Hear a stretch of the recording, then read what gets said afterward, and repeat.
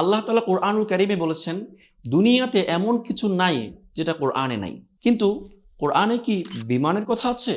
কোরআনে কি রকেটের কথা আছে? কোরআনে কি সাবমেরিন, বর্তমান উন্নত যানবাহন, সেগুলোর কথা কোরআনে আছে? হ্যাঁ, কোরআনে সেগুলোর কথাও আছে।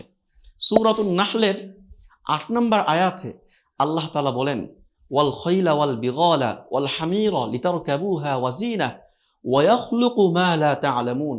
আমি তোমাদের জন্য ঘোড়া, গাধা, খচ্চর তোমাদের আরোহণের জন্য সৃষ্টি করেছি, এবং তোমাদের জন্য আমি এমন কিছু সৃষ্টি করব যা তোমরা এখন জানো না।